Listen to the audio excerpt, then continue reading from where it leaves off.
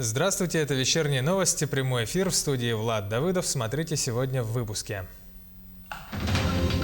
ДТП на Лене. 3 человека получили травмы при столкновении микроавтобуса и судна на воздушной подушке. Эпидситуация. Какова обстановка с коронавирусом в Якутске и районах республики? Модернизация здравоохранения. Новый аппарат компьютерной томографии получила Намская центральная районная больница.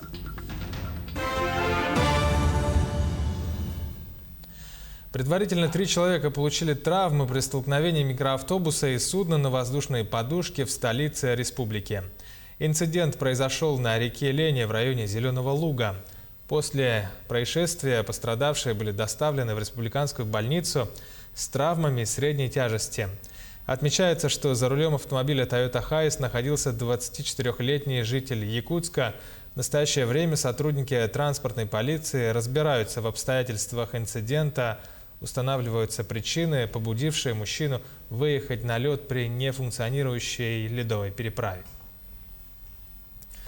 В Вилюйском Улусе усилены рейды по контролю несанкционированной переправы через реку Вилюй. Специалисты подчеркивают, что сейчас на реке периодически образуется наледь, тем самым представляя угрозу провала под воду, так как в данный период времени толщина льда неравномерная.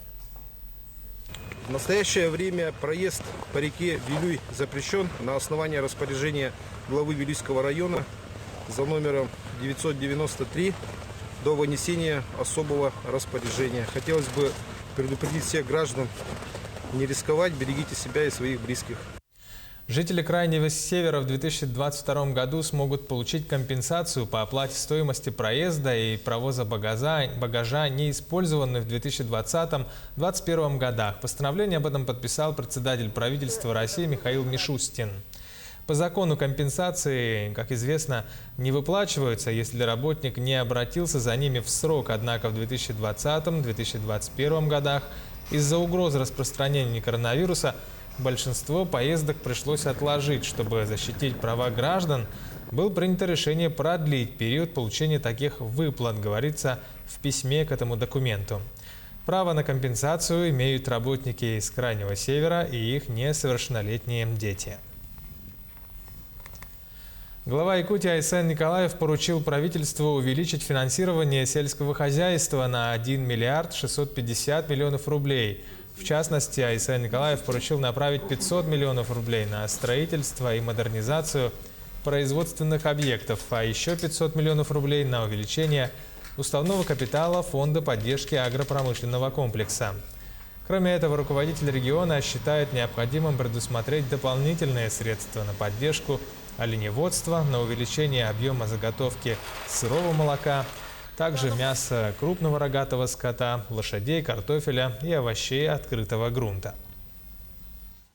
Для того, чтобы выполнить эти задачи, будет дополнительно предусмотрено в порядке 1 миллиарда 651 миллиона рублей.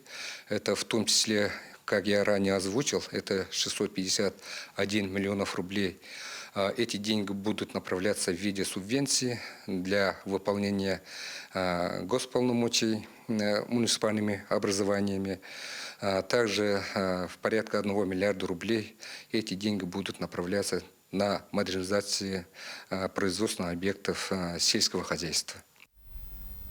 Далее кипит обстановка. 263 человека по республике заразились коронавирусом за минувшие сутки. Данные вы видите на своих экранах. Из общего числа в Якутске 116 заболевших, в Мирнинском районе 21, в Нерынгринском 18, в Алданском и Хангаласском районах по 12 случаев заболевания. В Ленском районе 11, еще в 20 районах республики от 1 до 9 случаев заражений за минувшие сутки. Об этом сообщает оперативный штаб республики. По Российской Федерации мы находимся в 15 первых субъектах Российской Федерации по первой вакцине и по второй вакцине. Примерно в этой же категории граждан по Дальнему Востоку выглядим также не самыми худшими, вторыми по количеству и по процентовке от получивших вакцину. Но мы понимаем, что очень важно, чтобы сегодня в каждом населенном пункте как можно больше было провакцинировано людей. Необходимо обратить внимание и поблагодарить ряд глав муниципальных образований. Особенно я бы сегодня хотела выделить главу Хангаласского улуса Олега Валерьевича Еринеева, у которого уже в 8 муниципальных образованиях практически провакцинировано все взрослое население. Мирнинский районный ковидный центр теперь обслуживает пациентов только северных районов Якутии. Это Оленёкский, Анабарский и Мирнинский. Так распорядился республиканский Минздрав. Напомним, с прошлого года к Мирнинскому ковидному отделению относились вилюйские группы улусов. Сейчас их поликлиники справляются с количеством заболевших самостоятельно. Оборудования хватает. Иная ситуация наблюдается в Оленёкском и Анабарском отделениях терапии.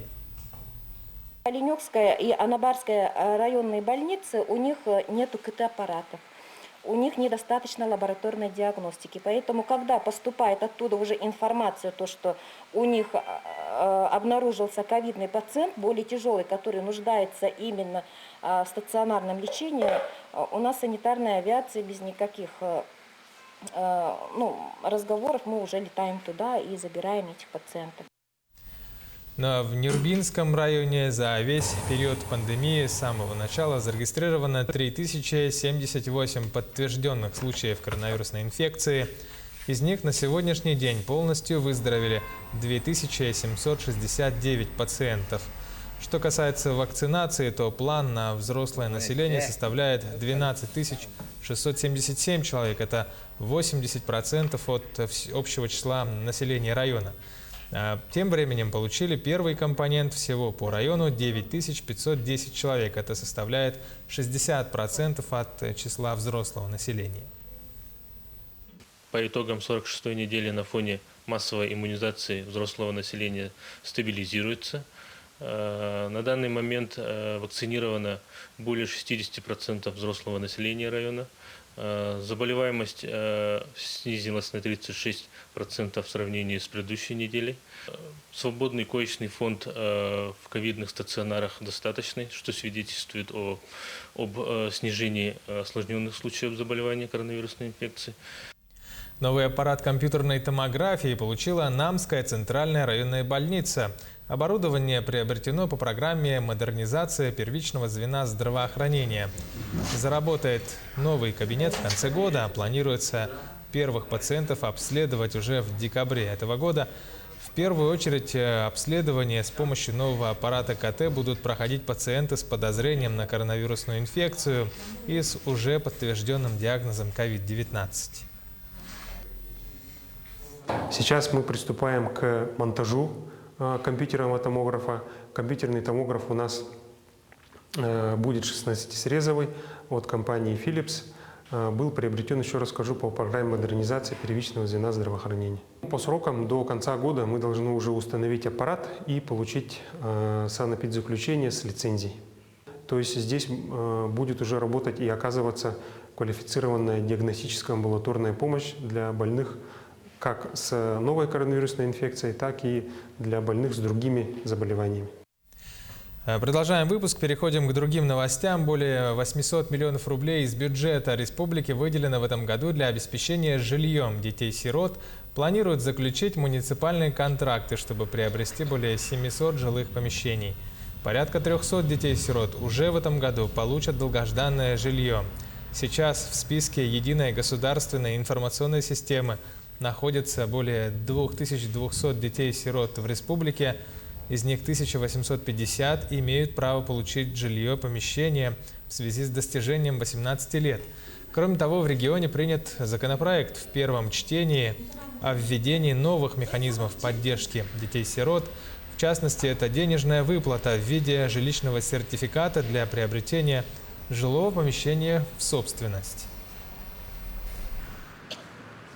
Социальная выплата будет осуществляться именно детям, которые достигли 23 лет и которые прошли социализацию и имеют постоянное место работы не менее 1 года. Преимущество сертификатов в том, что они могут уже приобрести достаточно большое для себя, для своей семьи, использовать вот эту социальную выплату как первоначальный взнос и вступить в ипотеку.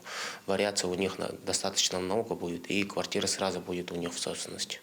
Сумма сертификата будет рассчитываться в зависимости от стоимости 1 квадратного метра строительства жилья, установленного в муниципальном образовании.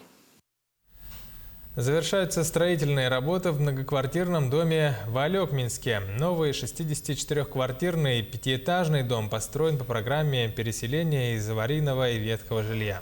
Внутри объекта на данном этапе сейчас идут отделочные работы. Это штукатурка, покраска, укладка кафельной плитки. Сообщается, что практически все готово для того, чтобы встретить новых хозяев.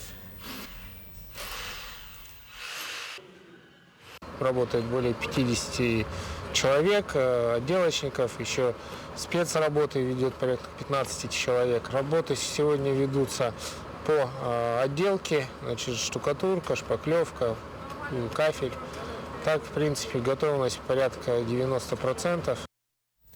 На этой неделе специалисты авиалесоохраны обнаружили на берегу правого притока реки Алдан следы амурского тигра. Изучив следы, эксперты предположили, что у животных, которыми питается тигр, поменялся ареал обитания, и хищник последовал за ними. По найденным следам специалисты не смогли определить возраст и пол животного.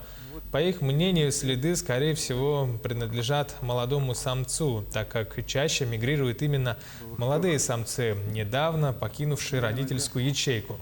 Отмечается, что хищник забрел на территорию Якутии впервые за полвека наблюдений, сообщают специалисты в этой области.